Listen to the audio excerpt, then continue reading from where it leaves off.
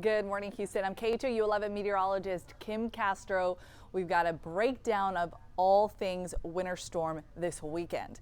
Big headlines for you to keep in mind. We are going to be looking at freezing rain Saturday night into Sunday. So during the overnight hours, that's when temperatures fall below freezing, meets up with the moisture and creates a glaze on the road. That's when you do not want to be out on the road.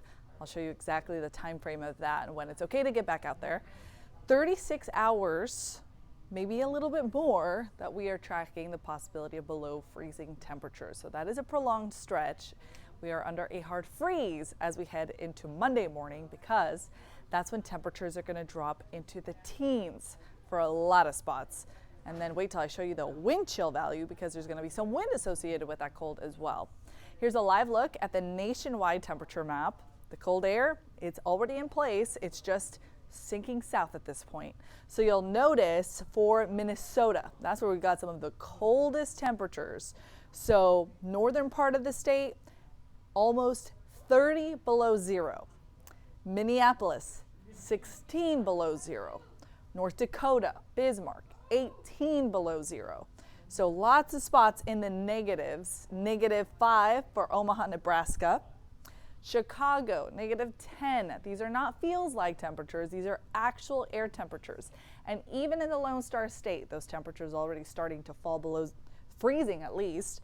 Below 32, we're at 24 for Amarillo. Dallas is hanging on to the 40s, 48, and we are at 61. Now, by the time we get the blast of the coldest air, we are going to see a significant drop in temperatures. Monday morning, 6 a.m., the actual air temperature, 18 degrees. The feeling on your skin when you couple that with the wind, because there's a wind chill value here, 5. It's going to feel like it's 5 degrees stepping outside Monday morning, which is why hopefully you don't have to step outside. I know that we're going to be tracking cancellations of school and potentially your employer contacting you to cancel work as well. The weekend ice is a story not just here locally, but it's a crippling ice storm across the country. So for us, we're looking at trace amounts of accumulation. I'll tell you the implications of that, but definitely higher concerns, more implications as you get closer towards central Texas. Oh man, here we go. I'm just gonna delete both of those things. Gone. Okay, from Austin to Dallas. 1/4 of an inch of ice to 1/2 an inch, maybe a little bit more. You'll notice that 1/2 inch to an inch potential is going to be slashing through a portion of Louisiana into Mississippi, potentially reaching the Dakotas. So this is going to be an ice storm that causes major disruptions to travel and major widespread outages across the nation. Now for us, we're looking at a winter storm watch. So that means get ready for these implications. Light to moderate icing is possible. The time frame, Saturday night into early Sunday. By the late afternoon, we're going to see temperatures climbing a little bit, but the moisture is completely gone. So by the late portion of Sunday, whatever's on the ground should start to slowly evaporate and not be a concern anymore. Power outages are still possible for us, but they're going to be on a more isolated basis. Don't think about the grid failing. We're not looking at that scenario here, but we are looking at the potential of a few spots getting a little more ice than others that could knock out some individual power lines instead of widespread outages. So let me walk you through the timeline of the precipitation. Today, as you're making your last minute preps, carry an umbrella with you. We're looking at some light spotty showers across southeast Texas. Then comes the heavy rain by Saturday morning. So that's a snapshot at 7 a.m. We're looking at heavy rain all across Houston and the greater Houston area. You'll notice just to our north, so just north of Bryan College Station, temperatures have already dropped below freezing, below 32 degrees, and that's where you start to see that pink showing up. So that is freezing rain, rain that literally freezes on contact. Now we're looking at Saturday night. Temperatures are still above freezing for Bush, still above freezing for Hobby, for Katy, for most of us. Notice though, Conroe now getting close to that 32. It's at 33. Huntsville's already below freezing. So is College Station. So is Brenham. So is a good portion of Austin County. So Washington and northern Austin County in that pink freezing rain territory already by Saturday night. Now let's take you into the overnight hours. You know what? I am actually going to stop that just a little bit earlier so I can show you. That's going to be our biggest concern window right around 3 o'clock in the morning. So this particular model has bush below freezing, has hobby right on the cusp. It's possible that these temperatures drop even more than this model is suggesting. So this heavy rain, we'll have to watch really carefully, because if those temperatures do trickle down below that freezing point, that would be ice that starts to accumulate, which is much more difficult and much more hazardous than just say a cold rain. Sunday morning, still seeing some pockets of freezing rain, some ice accumulation potential. But then as we go into Sunday afternoon and evening, you'll notice no more moisture here, and clouds are starting to slowly break apart. Monday morning, that is when we are going to get bitterly cold. And we'll get back to those temperatures here in a second. So how much ice does it take to cause disruptions? Well, 1/4 of an inch of ice is an issue. It can certainly lead to some power outages locally. It is dangerous for travel. I mean, even the lightest coating of ice, think 1/10 of an inch or 1/100th of an inch, it's a problem. Slipping and sliding on the roads, that is going to be an issue no matter what accumulation we get. But of course, the more ice that stacks up on top of itself, say 1/4 to 3/4, creates not only impossible travel, it creates tree damage at this point, and major power outages. Widespread outages. Those are also expected, not here locally, but I showed you that nationwide ice map. There are certain bullseyes across the nation that are going to experience catastrophic, widespread outages.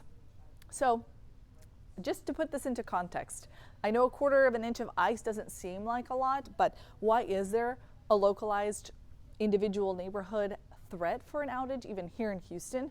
Well, because if you start thinking about, say, that 1/4 of an inch of ice spread out through a power line, say that power line's 1,000 feet, well then now you're talking about weight that amounts to 500 pounds.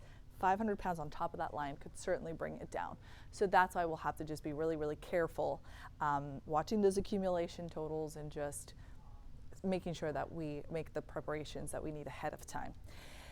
Travel, that's something that I've been getting lots of questions on. When can I travel? Where can I travel? You know, what does my individual situation look like? Well, this is going to be a nationwide issue. So I say if you had any flights today, you're fine. If you had flights tomorrow, you might still be okay, at least for the first part of the day. As we head into later Saturday, that's when that ice accumulation starts stacking up and continues to spread towards the northeast. Sunday, I think it's a pretty safe bet to say that you're not going anywhere. I think it doesn't matter where your flight was scheduled. Say you were planning to fly from California to Colorado or even the west side. It doesn't matter, because if we have planes that have a ground stop unable to fly, that is going to have trickle down effects across the country. So just keep that in mind. If you are able to push that flight that you had on Sunday to Monday or Tuesday, that is just going to save you time and a headache. So here's why ice is such an issue when it comes to flights. It's much better to have a winter storm with snow than say a winter storm with ice, because it's doesn't matter how much preparation you make. Yes, you can put de-icing on the runway, you can put de-icing on the plane, that sort of thing. However, in real time, it causes a ton of delays. Planes cannot take off when there is even the lightest coating of ice. So yes, crews work to remove the ice, but in the time that it takes, you know, passengers to get on board, the flight crew to get ready, if there's new ice on the plane, they have to stop and remove that ice. Same thing for the runway. Crews are constantly doing a friction test to make sure there's enough grip. If there's slipping going on, the plane's not going anywhere. Jet bridges, walkways, all areas that have to be constantly manned for ice concerns. And of course, power is another big one. Yes, They have generators, they're preparing, but if one of those goes out, then again, that creates a trickle-down effect. Ice potential for us. So I said most of the area is looking at a trace amount, maybe 1/10 of an inch. Is it possible that some of these ice totals slide a little further south? Is it possible that our northern cities and counties get that 1/4 of an inch and do see the neighborhood power outage issues? It is possible. So just keep that in mind. That's why I keep hammering home today is a good day to just plan on you losing power just in case. So have the blankets, have that generator. If you have a friend or a family member that has a generator, contact them. Maybe you spend the weekend with them and just have the basic supplies. It's never a bad idea to have a little extra pantry food or a little extra water, especially because I don't want you on the roads on Sunday. Weather impact alert for Saturday, Sunday, and Monday. So yes, Saturday, it's going to be a mess. It's mainly a cold rain. If you forget something at the store on Saturday and you have to run out, it's not a big deal. Saturday night though, I want you in place because at night is when we start to see those temperatures fall. We start to see the freezing rain threat. That lingers into Sunday morning. I don't want you driving at all on Sunday, even in the afternoon, because it's very likely that the temperatures don't get above freezing. Right now we're forecasting a high of 34, but I might knock this down to 32. And with the cloud cover in place, maybe temperatures don't get above 32. So anything that's on the ground would stay frozen. That's why it's, even though the precipitation has stopped and you might think, it's okay to get out there, it's not. It's pretty sticky. They call it black ice for a reason. You really can't see it. So that's not something that you want to be caught up in. On Monday, still under a weather impact alert, and it is because of the hard freeze. So at this point, ice is not a concern. We've got sunshine out there. It's going to be nice in that regard, but it's going to be really cold, dangerously cold temperatures. 18 with a wind chill, a feeling of 5 degrees. Beyond the morning, sunshine takes us up to 40. That's nice. And then we start rebounding. So our Tuesday, still a cold start in the 20s, but highs are in the 50s. Then by Wednesday, we're back up into the 60s. We're going to have the whole crew here this weekend. So we're going to be monitoring this winter storm very closely. If you have any questions, reach out to us on social media. We are, of course, going to be giving you updates on television as well. So we've got our noon newscast coming up. I'll be the one giving you the update then. We've got our newscast at 4. Chris Ramirez will give you your update then. And then our chief meteorologist, David Paul, is here at 5, 6, and 10 p.m. And then all the Mets are going to be here Saturday and Sunday. So walking you through any changes and any hazards that we see pop up. All right, have a great day and make sure to prepare today.